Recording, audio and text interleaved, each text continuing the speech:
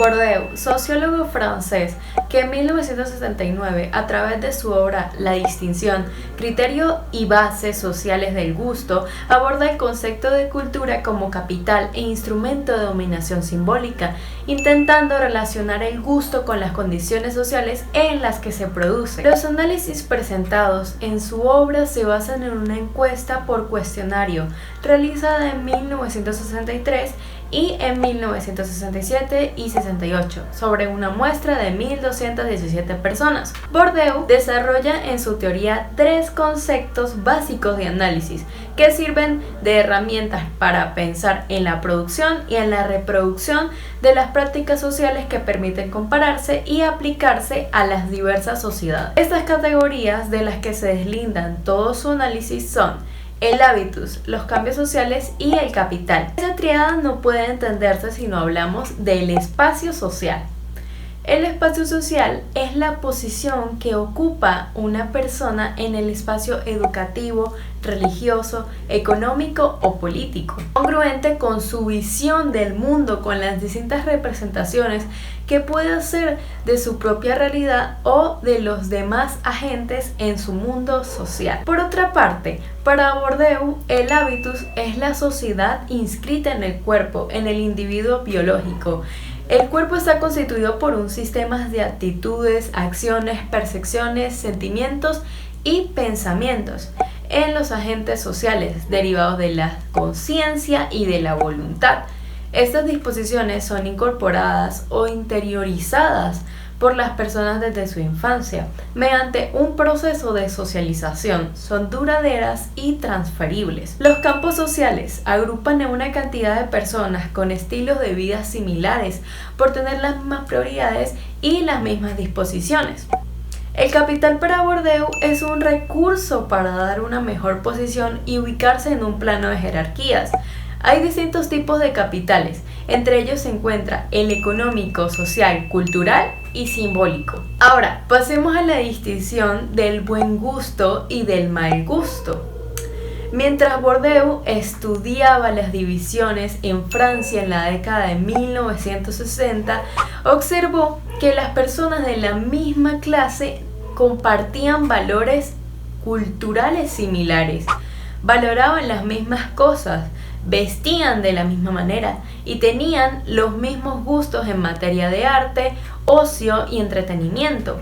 Bourdieu hace la distinción entre dos grupos. El primero, el del pensamiento, que incluye el buen gusto. El gusto por la reflexión, son amantes del arte y la esencia de la humanidad. Por otra parte, establece el segundo grupo, que incluye el pensamiento de sentido. El mal gusto, en este punto las personas piensan que sobre gustos no hay disgustos y se le da prioridad a los sentidos, y las personas son amantes de los sentidos prácticos. Si las personas compartían gustos, era conciencia de un hábito común que le permitía encajar en una posición social, en donde las personas ya nacen con un estilo de vida inculcado, al que Bourdieu llama hábitos de grupo.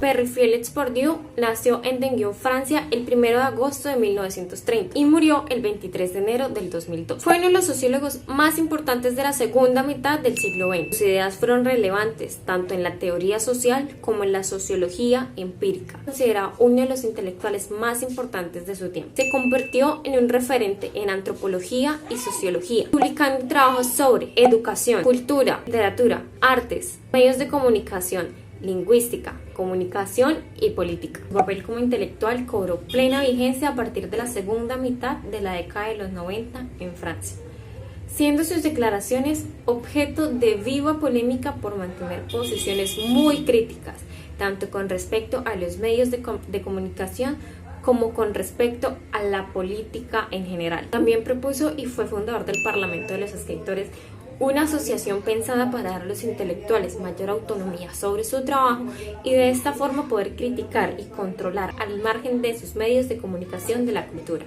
Ahora les hablaré de las aportaciones de Bourdieu a la sociología. El pensamiento político de Bourdieu se constituye como un constructo teórico que te permite comprender las relaciones sociales, los sistemas simbólicos, la dominación, el sentido práctico y el campo y el poder entre la política. También se puede decir que la distinción es un retrato social definido principalmente por un periodo exacto de espacio y de tiempo en una sociedad determinada. Es decir, que en otras sociedades estas reglas pueden cambiar. De hecho, en el juego de las relaciones que se trazan en Bourdieu, no hay consideración de la expansión de los medios y de cómo influencian el sentido de la elección al consumidor. El estudio de la distinción provee los mecanismos para entender cómo los usos de la cultura se perpetúan y se reproducen para mantener estas posiciones de poder. Esto clarifica los procesos usados por los intelectuales para conservar su poder simbólico en la lucha por la determinación de clases. Ahora hablemos sobre la distinción de Bourdieu en la comunicación social. Dada la evolución de las líneas temáticas de la obra de Pierre Bourdieu, era previsible que, tarde o temprano, se encontrara con los medios de comunicación de masas como problema sociológico. Sus incursiones y fundamentaciones en el ámbito de las prácticas culturales, el lenguaje, del análisis del consumo o el campo literario. De esta forma, el hilo conductor de estos análisis se iniciaba la opinión pública, como la juventud, el lenguaje o cualquier otra categoría sociológica que se invocaba por la naturaleza o por lo abstracto. No existe. Y su uso es un uso interesado que permite la dominación de los que tienen el poder para utilizar estas categorías en beneficio propio. En la teorización de Bourdieu, la televisión actual refuerza todos los vicios y minimiza todas las virtudes estructurales del campo periodístico. La construcción de la realidad mediática se hace a partir de una separación sistemática y una censura activa sobre la realidad social, la competencia de los medios entre sí y la connivencia y la convivencia de estos medios con todos los poderes establecidos, empezando por los económicos pero medianamente seguidos por los políticos. El campo periodístico en su fragilidad es así especialmente dependiente, en especial del mercado y los poderes políticos, pero además crecientemente influyente hasta lo agobiante sobre todos los demás ámbitos de la producción cultural, como el arte, la literatura, el trabajo académico científico